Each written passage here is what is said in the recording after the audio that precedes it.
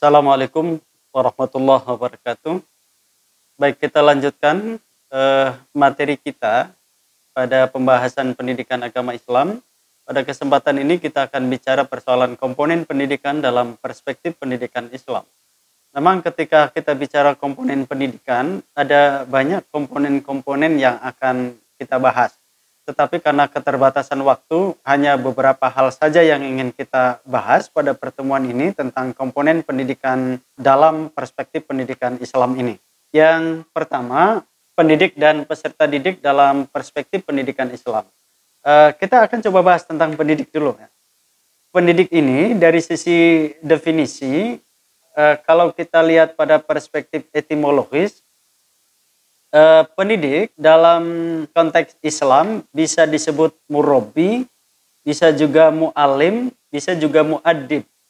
Ini tentu terkait dengan persoalan definisi pendidikan itu. Karena dalam terma Arab, dalam terma Islam, pendidikan itu bisa diambil dari kata rob, tarbiyah, atau ta'lim, allama, ya, kemudian adabah, ya, ta'dib itu. Perdebatan ini memang memunculkan konsekuensi yang berbeda. Ketika misalnya disebut bahwa pendidikan itu berasal dari kata rob, tarbiyah, itu kan maknanya bisa sangat luas ya. Dan objeknya juga tidak hanya manusia, karena memelihara, mengatur, beternak, kemudian banyak hal lagi definisi itu yang sangat luas. Sehingga objek dari tarbiyah itu tidak hanya manusia, tapi binatang, benda-benda planet luar angkasa itu juga ada yang merob, dan rob dalam konteks Islam adalah Allah. Sehingga ketika kita bicara pendidik, kalau kemudian konotasi pendidikannya berasal dari kata tarbiyah, bisa bermakna murabbi. Ada yang kedua, pendidikan itu berasal dari kata ta'lim. Ya, ta'lim ini kalau tarbiyah terlalu luas, ta'lim ini terlalu sempit karena maknanya hanya mengajar. Mengajar itu transfer of knowledge, hanya dibatasi oleh ruang dan waktu. Dan yang mengajar itu disebut dengan mu'allim. Wa'allama Adam al-asma'a kullaha. Kalau tadi tarbiyah itu rabbirhamhuma kama rabbayani shaghira. Sementara pendidikan itu kan tidak definisinya sama dengan pengajaran. Pengajaran itu terlalu sempit ya. Yang kemudian pengajaran disebut dengan mu'allim. Atau yang ketiga mu'addib. Ya, kemudian Naqib al-Atas, bahkan Profesor Dr. Zakia Darajat itu lebih condong kepada kata addabani rabbi fa ahsana ta'dibi. Karena ta'dib itu tengah-tengah antara tarbiyah dengan ta'lim. Ya. Dan mu'addib itu gurunya, dan yang diajarkannya itu objeknya hanya manusia gitu ya, bukan yang lain. Sehingga konsekuensi logisnya, pendidik dalam terma-terma itu bisa bermakna murabbi, mu'alim, dan mu'addib. Kemudian di India, kata guru itu bisa disebut dengan orang suci atau orang sakti. Kemudian di Jepang, itu sebutannya dengan sonsei, orang yang lebih tua, lebih dulu lahir dari muridnya. Lalu dalam terma Jawa, Indonesia itu guru disebut dengan digugu dan ditiru. Artinya, guru itu selalu berada di depan dan menjadi contoh teladan bagi siswanya. Lalu kemudian Profesor Ahmad Tafsir misalnya mendefinisikan guru dari sisi terminologi. Guru adalah pendidik siapa saja yang bertanggung jawab terhadap perkembangan peserta didik. Jadi tidak kemudian menunjuk orang per orang, tetapi siapapun yang bertanggung jawab terhadap perkembangan peserta didik itu disebut dengan pendidik. Kemudian Ahmad Syauqi, pendidik adalah bapak spiritual, pemberi semangat, memberi tazkiyatun nafs, meluruskan akhlak peserta didik, dan menghantarkannya ke arah kehormatan hidup. Jadi siapapun orang yang kemudian memberikan semangat, motivasi, kemudian memberikan tazkiyatun nafs, penyucian diri kepada peserta didik, kemudian meluruskan akhlaknya, dan menghantarkannya ke arah yang lebih terhormat, itu disebut sebagai seorang guru atau pendidik. Nah, dalam konteks Indonesia ini menarik. Ketika kemudian disebut guru adalah pendidik profesional, profesional itu dalam Islam implikasinya dua. Pertama, bekerja karena Allah. Lalu yang kedua, pekerjaan itu dilakukan oleh ahlinya. Karena kita menyadari betul bahwa persoalan itu tidak selesai hanya karena dikerjakan karena Allah. Tetapi harus ada yang kedua, pekerjaan itu dilakukan oleh ahlinya, orang yang kompeten di bidangnya. Sehingga selalu saja makna profesional itu bermakna transenden. Di situ ada nilai-nilai teologis ya. Ketika misalnya Nabi mengatakan idza wusidal amru ila ghairi ahlihi fantadhiris sa'ah. Itu bicara tentang profesionalisme. Lalu kemudian karakter yang harus dimiliki oleh seorang guru sebagai komponen yang penting dalam pendidikan itu adalah pertama, hati yang lapang dan ikhlas. Jadi seorang guru itu harus berhati lapang, lapang dada, bersabar, ikhlas terhadap apa yang dilakukannya. Ridha Allah yang dituju. Maka tadi itu, landasan teologis yang pertama dari kata profesional adalah bekerja karena Allah. Bahwa kemudian kita digaji atau ada hal lain yang berbau materi, saya kira itu sebuah implikasi saja. Yang ketiga, integritas pribadi, tanggung jawab, dan disiplin. Jadi memiliki integritas, dia tanggung jawab, dan disiplin terhadap pekerjaannya. Lalu yang keempat, energik, learning to know and to do. Tidak loyo, tidak malas gitu kan. Yang kelima, obsesi untuk menjadi guru profesional, learning to be the best. Ya, harus ada target itu supaya menjadi guru yang terbaik. Dan yang keenam, syarat berikutnya adalah komitmen. Ya, ketika kita sudah menentukan pilihan untuk menjadi seorang guru, maka kita harus komitmen di situ. Kemudian ini pertanyaan penting untuk guru pada abad ke-21 ini. Seperti apakah peran dan fungsi guru di dalam situasi ketika hampir semua yang diinginkan, diajarkan telah tersedia di internet dengan berbagai cara belajar yang menarik dan menyenangkan bagi peserta didik. Pertanyaannya seperti ini. Lalu pertanyaan untuk guru, berapa persen dari materi pembelajaran yang Anda ajarkan ke peserta didik yang tidak dapat ditemukan di internet? Atau pertanyaan untuk siswa, mana yang lebih menarik dalam mempresentasikan bahan ajar, guru yang di dalam kelas atau aplikasi yang ada di internet? Saya khawatir kalau kemudian yang dijawab adalah internet yang lebih menarik, yang lebih lengkap menyampaikan materi adalah internet ketimbang guru, maka ini pertanda bahwa guru akan bisa digantikan oleh peran internet. Oleh karena itu, jangan biasa-biasa saja jadi guru, tapi harus yang luar biasa. Karena yang biasa-biasa saja itu akan digantikan oleh internet. Sehingga peran utama guru yang profesional itu ada 4. Pertama, agent of change, inovator, pionir. Ya, dia harus menjadi agen perubahan pada diri anak itu. Ya, yang kedua, desainer masa depan peserta didik. Anak akan dijadikan apa ketika dia memiliki potensi, ya, lalu kemudian dikembangkan potensi itu oleh gurunya supaya kemudian dia menemukan apa yang dia inginkan sesuai dengan potensi yang berkembang itu diarahkan, difasilitasi oleh gurunya supaya kemudian anak peserta didik bisa menemukan masa depannya lebih baik. Yang ketiga, pendidik memiliki sikap positif dan berlaku yang bermartabat, berakhlak mulia.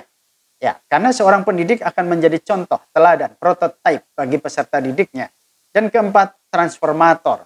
Dia mentransformasi supaya kemudian anak didik lebih baik daripada dirinya. Ini saya kira peran yang bisa dimainkan oleh profesi seorang guru. Lalu kemudian kompetensi yang harus dimiliki oleh seorang guru itu ada 4 berdasarkan Undang-Undang nomor 20 tahun 2003 atau PP nomor 19 itu. Ada kompetensi kepribadian, kompetensi sosial, pedagogik, dan profesional. Kepribadian, dia harus menjadi teladan, contoh bagi anak didiknya. Sosial, dia bisa bergaul, dia bisa berinteraksi dengan orang lain dengan baik. Pedagogik, dia menguasai keilmuan. Ya, baik ilmu materi maupun di bidang keguruannya. Lalu profesional, ya dia bekerja pada bidangnya yang tidak semua orang bisa untuk melakukannya. Lalu ini yang kemudian menarik, ada reward Rasulullah SAW untuk para pengajar itu, untuk para pendidik itu. Kata Nabi, barang siapa berilmu dan beramal serta mengajar, maka orang itu disebut orang besar di segala penjuru langit. Atau pada sabdanya yang lain Nabi mengatakan, sebaik-baiknya pemberian dan hadiah ialah kata-kata berhikmah. Engkau dengar, lalu engkau simpan baik-baik. Kemudian engkau bawakan kepada saudaramu muslim. Engkau ajari dia. Perbuatan yang demikian mempunyai ibadah setahun. Betapa mulia posisi seorang pendidik, seorang guru, seorang dosen. Lalu kemudian komponen yang kedua adalah peserta didik. Peserta didik itu adalah orang yang sedang berada dalam masa pertumbuhan dan perkembangan, baik fisik maupun psikis. Pertumbuhan dan perkembangan merupakan ciri dari seseorang peserta didik yang perlu bimbingan dari seorang pendidik. Karena dia masih dalam masa perkembangan, tentu perlu bimbingan, ya, perlu arahan dari para pendidik. Yang kedua, ada yang mendefinisikan orang yang mempunyai pilihan untuk menempuh ilmu sesuai dengan cita-cita dan harapan masa depannya. Nah, inilah peserta didik ya. Dia ingin agar kemudian cita-citanya bisa terlaksana, bisa terrealisir di masa depan, yaitu dengan bimbingan gurunya. Ya, kemudian yang ketiga, peserta didik adalah suatu komponen masukan dalam sistem pendidikan yang selanjutnya diproses dalam proses pendidikan sehingga menjadi manusia yang berkualitas sesuai dengan tujuan pendidikan nasional. Ya, tujuan pendidikan nasional menempatkan kita menjadi peserta didik yang berkualitas. Lalu yang terakhir, peserta didik adalah manusia yang dengan kodratnya memiliki potensi untuk berkembang berupa kemampuan dan aktivitas. Jadi seorang pendidik harus mampu mengembangkan potensi anak, bukan sebaliknya malah mematikan potensi anak atau peserta didik. Lalu apa yang harus dimiliki sifat peserta didik? Ini menarik. Syekh Az-Zarnuji dalam Ta'limul Muta'alim ada beberapa persyaratan yang harus dimiliki oleh peserta didik. Satu, tawaddu. Tawaddu itu sederhana, tidak sombong, tidak rendah diri ya. Jadi artinya tawaddu itu tidak berarti rendah diri ya. Tetapi kemudian dia menjadi orang yang tidak sombong, sederhana, rendah hati gitu. Lalu yang kedua, wara, memelihara diri dari sifat tercela. Jangan ada sesuatu yang tidak baik yang dilakukan oleh peserta didik. Lalu yang ketiga, tabah, sabar. Ya, diperlukan kesabaran dalam menuntut ilmu, tidak bisa instan gitu. Ya, itu kenapa kemudian TK 1 tahun, SD 6 tahun, dilanjutkan sampai SMP, SMA, sampai kuliah, itu perlu dan butuh waktu. Ya, sehingga diperlukan kesabaran di situ. Lalu keempat, cinta ilmu dan kasih sayang kepada kitab. Apa yang kita pelajari dengan tekun, ya terus kemudian secara mudawamah kita pelajari itu semua. Cita-cita luhur. Ya, tentu kita memiliki cita-cita yang baik untuk masa depan kita. Ajeg dan ulet. Ya, tidak kemudian kita patah arang, tetapi kemudian terus konsisten ya, ulet. Nah, kemudian yang terakhir, tawakal. Tentu faidha azamta fatawakal 'ala Allah. Itu penting. Dari keseluruhan apa yang kita lakukan pada akhirnya, di ujung akhirnya kita tawakal kepada Allah Subhanahu wa taala. Hal yang menarik lagi, apa yang disampaikan oleh Profesor Ahmad Sanusi, peserta didik perlu dilengkapi diri dengan kemampuan berpikir kreatif dan kritis. Nah, itu yang kemudian pada kurikulum 2013 ada critical thinking, ada kreatif, kritis, dan kolaboratif. Berpikir kreatif itu, kata Prof. Ahmad Sanusi, berpikir untuk melahirkan gagasan, proses, pengalaman, atau benda. Sedangkan berpikir kritis lebih terfokus pada evaluasi terhadap gagasan, proses, pengalaman, atau benda tadi itu. Jadi proses gagasan yang kita lakukan itu harus dievaluasi. Itu yang kemudian disebut dengan kritis. Dalam proses berpikir kreatif dan berpikir kritis, dipadukan antara kemampuan, pengetahuan, nilai sikap, dan keterampilan, serta proses yang kita lakukan. Ini ada reward yang disampaikan oleh Nabi. Kalau tadi kepada pendidik, sekarang kepada peserta didik, kepada siswa. Apa kata Nabi? Barang siapa menjalani suatu jalan untuk menuntut ilmu, maka dianugerahi Allah kepadanya jalan ke surga.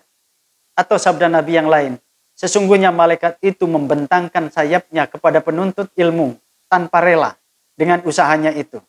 Juga kata Nabi bahwa sesungguhnya engkau berjalan pergi mempelajari suatu bab dari ilmu adalah lebih baik baginya dari dunia dan isinya. Sabdanya yang lain, tuntutlah ilmu semenjak dari ayunan sampai ke liang lahat. Atau jadilah pendengar, atau jadilah orang yang berilmu, atau pembelajar, atau pendengar, atau pecinta. Dan janganlah jadi orang kelima, maka akan binasa. Kun aliman, au muta'alliman, au mustami'an, au muhibban, wala takun khamisan fatahlaka. Lalu kemudian komponen yang lainnya di samping pendidik, peserta didik adalah tujuan pendidikan. Target yang harus dicapai setelah proses pendidikan berakhir ini apa? The ultimate goal-nya harus ada tujuan. Lalu berikutnya adalah alat atau media pendidikan. Alat pendidikan adalah segala sesuatu yang dipergunakan dalam usaha untuk mencapai tujuan. Jadi ini penting juga supaya kemudian peserta didik kita tidak terjebak pada verbalistik atau verbalisme. Tahu kata tetapi tidak tahu apa yang dimaksud oleh kata itu. Di sini kemudian pentingnya media atau alat pembelajaran itu. Kemudian materi. Materi pada pendidikan Islam itu adalah mencakup akidah, akhlak, syariah, dan sejarah. Lalu kemudian kurikulumnya juga harus kita miliki. Kurikulum itu harus mengakomodir tantangan dan tuntutan zaman. Kenapa? Karena kurikulum yang kita ajarkan di kelas itu sejatinya adalah bentuk miniatur dari masyarakat yang sesungguhnya. Jadi kalau kemudian kurikulumnya tidak berselancar dengan kondisi zaman, maka apa yang kita pelajari di kelas itu akan out of date. Ketika anak peserta didik keluar dari kelas, ternyata dia kaget karena apa yang di luar sana berbeda jauh dengan apa yang dipelajari. Saya kira ini beberapa hal yang terkait dengan komponen pendidikan dalam perspektif pendidikan Islam. Terakhir saya ingin mengatakan, guru tentu komponen yang sangat penting. Karena guru memiliki jasa yang sangat besar untuk mencerdaskan kehidupan bangsa. Tidak salah Anda untuk memilih menjadi profesi seorang guru. Terima kasih. Mohon maaf. Assalamualaikum warahmatullahi wabarakatuh.